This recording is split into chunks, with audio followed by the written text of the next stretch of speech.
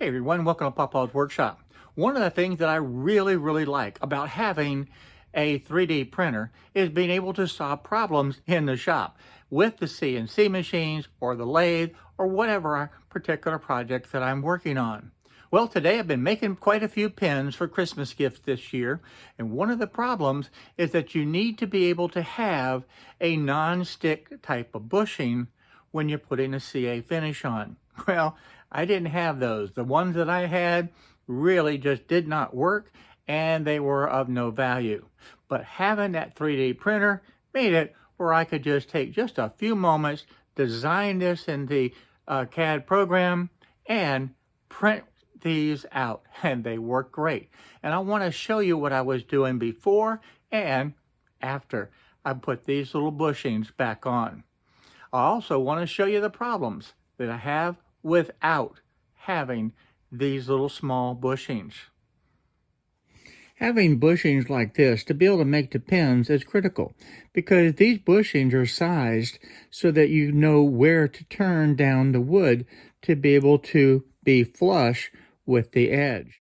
And this is how you use the bushings. When you set this up and you put the pin blank on, you need to be able to cut this square stock down to those bushings. Those bushings help size the actual blank. And you can see here where I'm doing the final sanding that the pin blank itself is down flush with the bushings on the ends of these blanks. And that's the purpose of them. And that's really the only way that these bushings should be used. Well, the problem that you have when you don't use these type of little non-stick bushings is that over time, the CA glue, and I'm not sure you're going to be able to see this in the camera, actually builds up and changes the diameter of these bushings.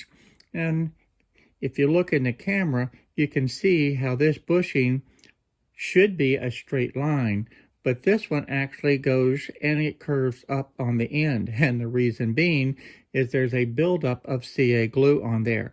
That's the problem. And it makes the pin blanks where they're actually too large because you're actually cutting it down to where the CA glue is and not to where the bushing is. So here's the example. I have the pin blanks on the lathe and I'm starting to put the CA glue finish on. Now when you do this, you just drop a few drops of the CA glue onto the paper towel and you rub it across the pin blank. Well, you're also going to get some of that CA glue on the bushings themselves. And that's what changes the diameter of these bushings over time. And to be able to remove that CA glue is actually very difficult.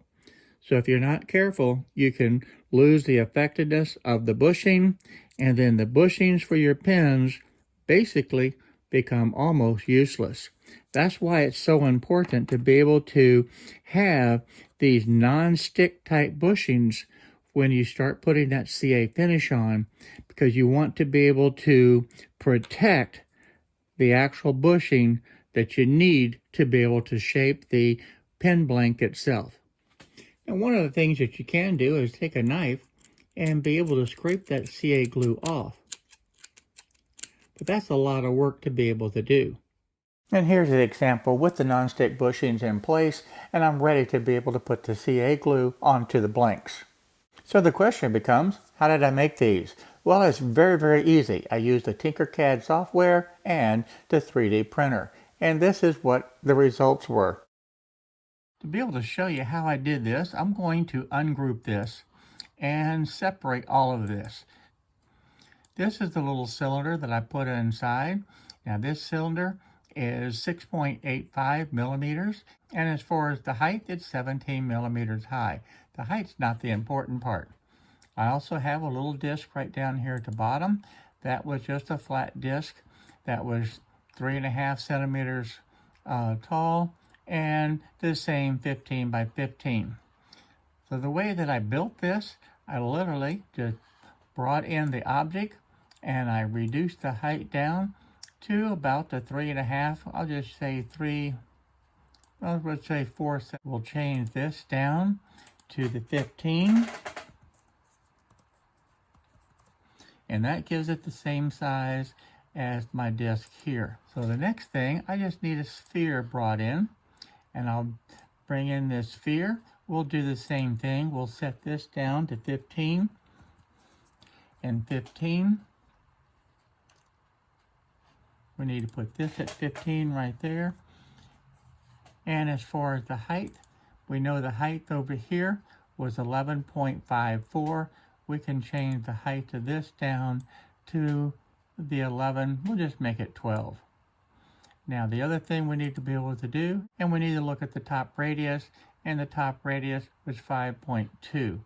So if we do the same thing with this one, the top radius, we'll change that to, and we can just type it in, 5.2 inches, and there it is.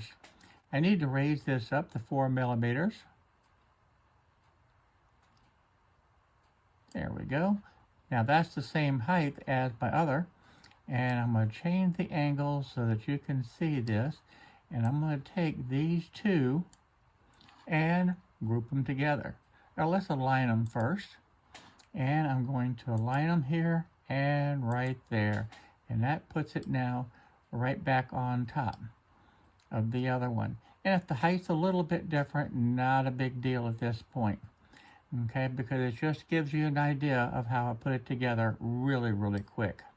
Now the last thing that I need to do, well, the next thing, let's go ahead and combine these two objects together. Now I have just one. So now let's take and deal with the cylinder. So I can come over here, grab the cylinder, and bring it in. And if you look back at the original one, this original cylinder, the diameter of it was 6.85. So let's make this 6.85.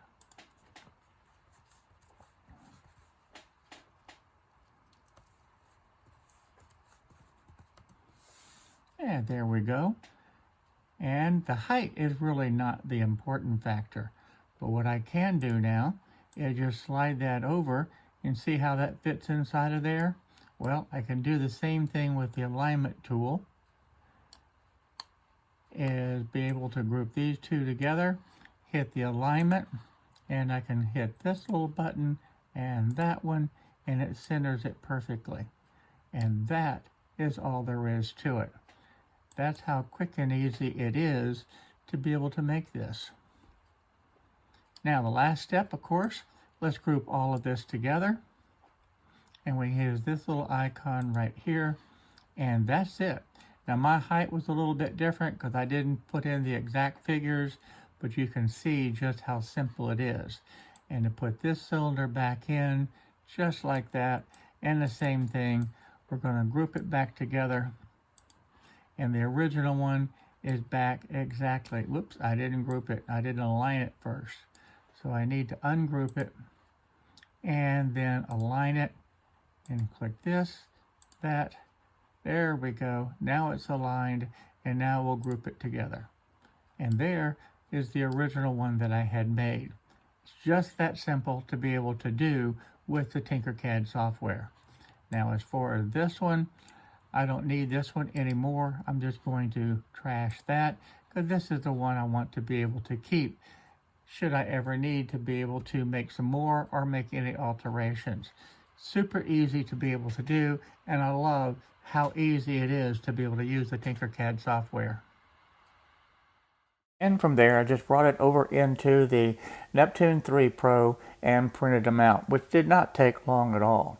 And then just popped them off, and they're ready to be able to take down to the shop and put them to the test. Because this is going to make making the pens a whole lot easier and save my bushings. For the next pen that I made, I used the bushings to put the CA glue on, and these non-stick bushings worked absolutely perfect. And you can see the beautiful finish that I have using the CA glue, and here's that final result on one of the pens that I had made. I want to thank everybody for watching this video today. I had a lot of fun being able to do it, and to be able to show you just how easy it is to be able to take the concept to the design phase using the Tinkercad software to the printing with the 3D printer and solving a problem that I had in the shop making those pens for the Christmas gifts. So if you like this video today, by all means, go ahead, give me that thumbs up. And while you're there, hit that little subscribe button down there and the bell notification. It really would help out a lot. Now, if you have any comments, by all means, let's continue this conversation on how you use the bushings, or if you don't use the bushings, if you have another solution. So leave some comments.